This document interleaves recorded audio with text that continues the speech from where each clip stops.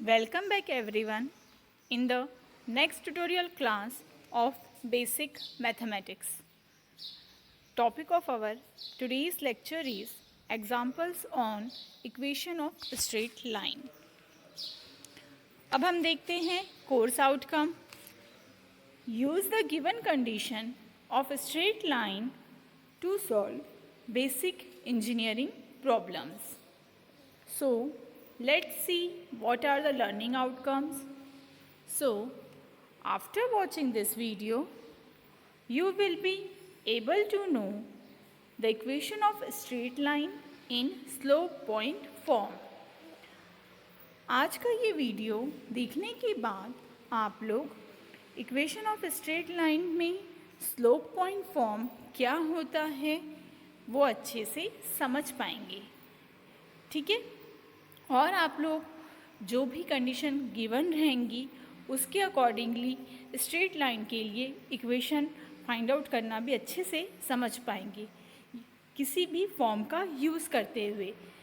जैसे कि सपोज़ अगर आपके पास स्लोप और पॉइंट दिया रहा तो आप लोग स्लोप पॉइंट फॉर्म का यूज़ करते हुए स्ट्रेट लाइन के लिए इक्वेशन फाइंड आउट कर पाएंगे. So let's start. आज का ये एग्जाम्पल स्टार्ट करने से पहले इसके पहले वाले वीडियो में हमने क्या पढ़ा है देख लेते हैं. वहाँ पर भी हमने क्या किया है, इक्वेशन ऑफ स्ट्रेट लाइन या फिर equation of line find out करना सीखा है. ठीक है. वहाँ पर आपको क्या दिया हुआ था और इस एग्जाम्पल में क्या दिया हुआ है, इन दोनों का अब जो मैं बताने वाली हूँ वो आप सभी बहुत ध्यान से सुनेंगे.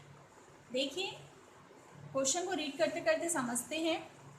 Find the equation of a straight line. एक लाइन है, ठीक है. ये लाइन का हमें क्या करना है, इक्वेशन फाइंड आउट करना है. ओके, ये है हमारी रिक्वायर्ड लाइन. अब ये जो लाइन है वो क्या हो रही है, विच passes through the point of intersection of lines. कहाँ से पास हो रही है, कोई एक पॉइंट है जहाँ पे क्या है, इंटरसेक्शन पॉइंट है. कैसा पॉइंट है, सिंपल पॉइंट नहीं, पॉइंट ऑफ इंटरसेक्शन है. यहाँ पर दो लाइंस इस तरह से कट हो रही है और क्या बन रहा है, एक पॉइंट ऑफ इंटरसेक्शन बन रहा है. तो ये दोनों लाइंस हमारे पास गिवन है, L1 और L2. इसे हम L1 ले लेते हैं और इसे हम L2 ले लेते हैं. तो इससे हमें क्या मिल जाएगा, पॉइंट ऑफ इंटरसेक्शन. ठीक है. तो यहाँ पर कौन सी वेरिएबल है, x और y. तो हमें ये पॉइंट ऑफ इंटरसेक्शन xy मिल जाएगा. And perpendicular to the line. इसके पहले वाले लेक्चर में भी इसी तरह का क्वेश्चन था, बट वहाँ पर परपेंडिकुलर की जगह क्या वर्ड लिखा हुआ था, पैरेलल लिखा हुआ था. वहाँ पर भी आपको एक लाइन का इक्वेशन फाइंड आउट करना था और आपके पास दो लाइंस थी जिससे आपको पॉइंट ऑफ इंटरसेक्शन मिल रहा था. ठीक है. और वहाँ पर क्या कंडीशन थी, एक लाइन और गिवन थी इसी की समान. ठीक है. लेकिन वो लाइन कैसी थी, पैरेलल थी. और ये लाइन कैसी है, ये लाइन है परपेंडिकुलर. कैसी लाइन है ये, परपेंडिकुलर लाइन है. ठीक है. ये वाली जो लाइन दी हुई है, this one given line perpendicular थी. ठीक है. तो अब देखिए, सब में पहले हम क्या फाइंड करते हैं, पॉइंट ऑफ इंटरसेक्शन फाइंड करते हैं. जैसे कि हमने इसके पहले भी फाइंड आउट किया है. गिवन L1 गिवन है हमारे पास 2x + 3y = 30 और L2 गिवन है हमारे पास 5x - y = 7. ठीक है. अब ये दोनों लाइन से हम क्या फाइंड आउट करेंगे, पॉइंट ऑफ इंटरसेक्शन.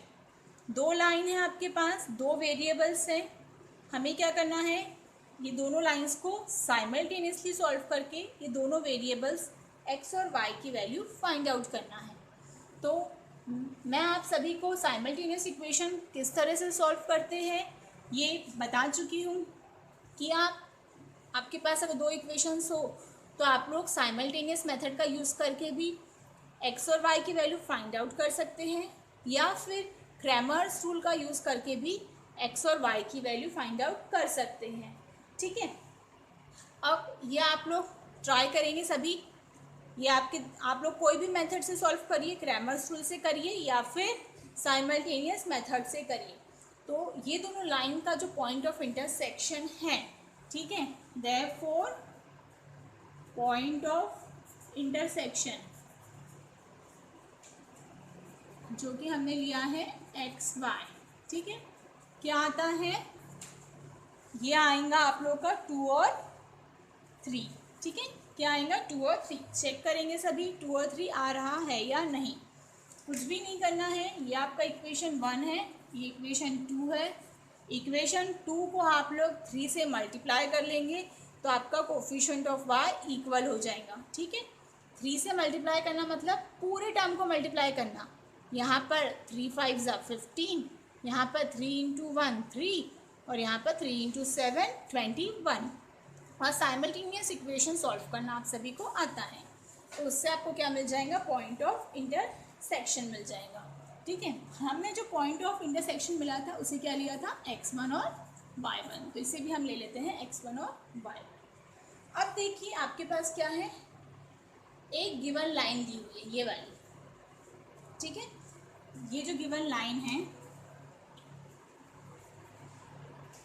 क्या है, वो 2x minus 5y plus 7 equal to 0।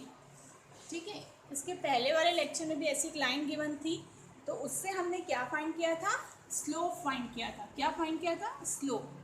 तो स्लोप m इक्वल टू, क्या फॉर्मूला है, अगर आपके पास कोई जनरल लाइन गिवन हो और स्लोप फाइंड करना हो तो कैसे करते हैं, माइनस a अपॉन b करके। a का मतलब कोफिशिएंट ऑफ x, x के सामने वाला number, minus 2 upon minus 5, minus और माइनस गेट कैंसल, तो स्लोप क्या आ गया, 2/5। ओके, इसे हम ले लेते हैं m1। ठीक है, वहाँ पर भी हमने इसे m1 ले लिया था। तो हमने तो सिर्फ अभी क्या किया, ये लाइन से स्लोप फाइंड किया, लेकिन उन्होंने क्या कहा है, ये जो लाइन है वो कैसी है, ये वाली लाइन के ऊपर परपेंडिकुलर है। कैसी है, परपेंडिकुलर है।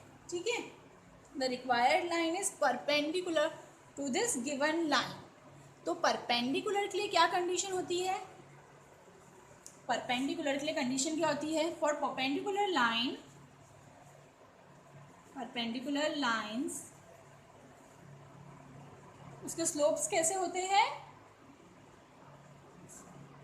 बताइए, आप सभी को याद ही होगा। फॉर परपेंडिकुलर लाइंस स्लोप्स कैसे हो जाते हैं, yes correct, m1 into m2 equal to -1। ये एक डिफरेंस, सब में बड़ा डिफरेंस है पैरेलल और परपेंडिकुलर में। इसके पहले वाले एग्जाम्पल में जो लाइन थी वो कैसी थी, पैरेलल थी। तो पैरेलल लाइंस के स्लोप कैसे होते हैं, सब इक्वल होते हैं, m1 इक्वल टू m2। ठीक है, फॉर परपेंडिकुलर लाइन के लिए स्लोप क्या होता है, m1 into m2 equal to -1 होता है। ठीक है, तो ये जो गिवन लाइन है इसका स्लोप है m1 और ये जो हमारे पास रिक्वायर्ड लाइन है इसका स्लोप है m2। तो हमारे पास m1 हमें मिल चुका है, तो इस m1 का यूज़ हम हमारी परपेंडिकुलर लाइन की कंडीशन में कर कर क्या फाइंड आउट करेंगे, m2 फाइंड आउट करेंगे।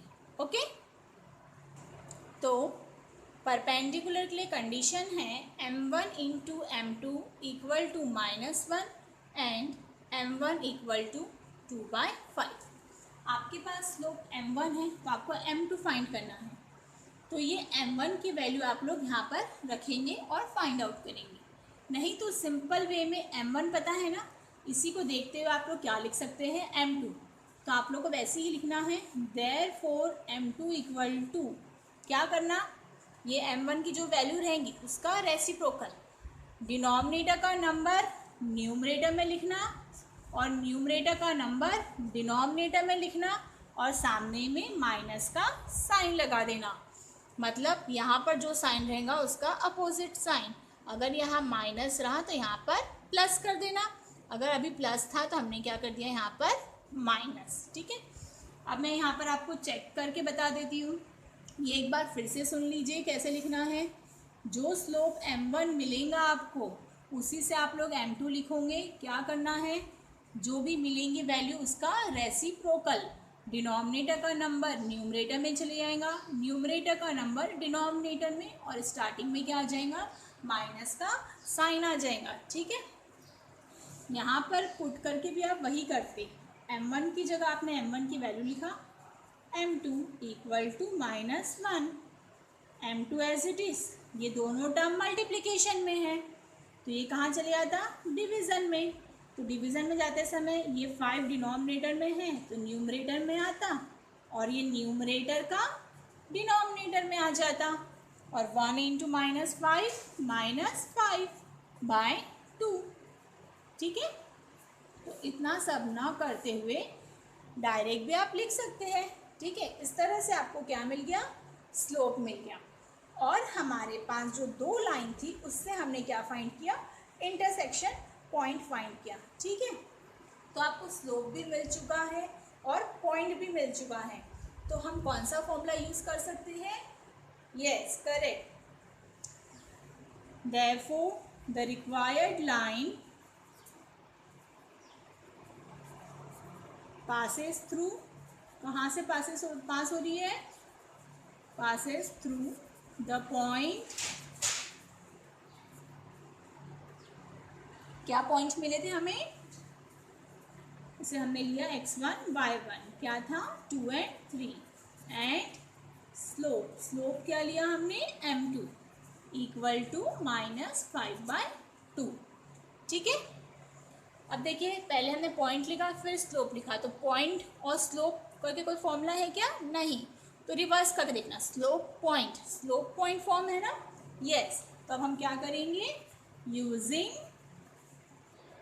स्लोप पॉइंट फॉर्म इज, क्या है slope point form, y minus y1 equal to m time x minus x1।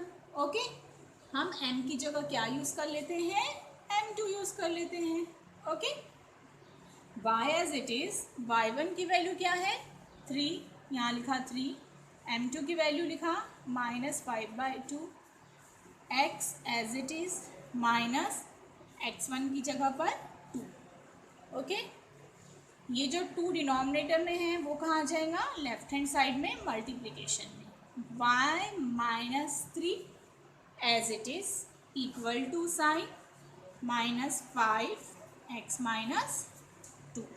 Okay, अब क्या करेंगे, 2 से ब्रैकेट को मल्टीप्लाई करेंगे, 2 into y 2y minus 2 into 3 6 equal to -5 into x minus 5x minus minus get plus 5 into 2 10। Okay, तो इस तरह से आपको इक्वेशन मिल गया। अब इसे क्या करना है, सिंप्लीफाई करना है।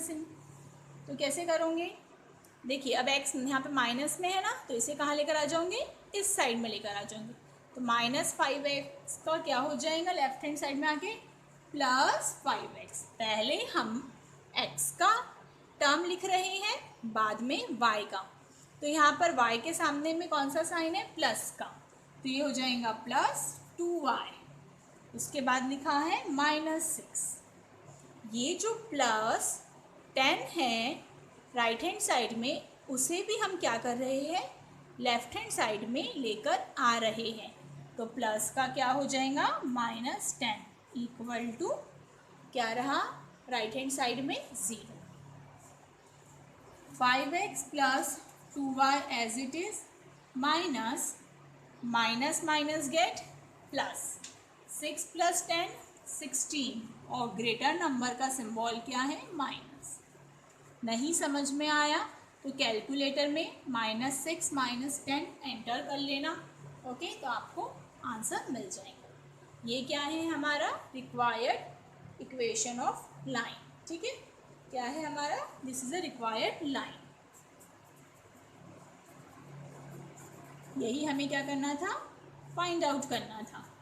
तो देखा आपने, बट क्या ध्यान रखना है, परपेंडिकुलर के लिए कंडीशन और पैरेलल के लिए कंडीशन। ठीक है, जब परपेंडिकुलर आया तो क्या करना पड़ता है और जब पैरेलल आया तो क्या करना है। ठीक है, अब इसी के ऊपर बेस्ड एग्जाम्पल आप लोग को सॉल्व करना है। ये उसी तरह के एग्जाम्पल्स हैं। ओके, तो इसे आप लोग को सॉल्व करना है। सिर्फ इक्वेशंस ध्यान से देखिए कि क्या फाइंड करना है, क्या दिया हुआ है। ओके, और अपने आंसर टैली करेंगे आप लोग।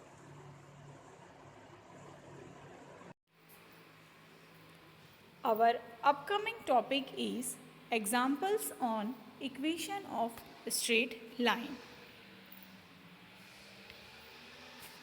So keep learning and happy learning. Thank you.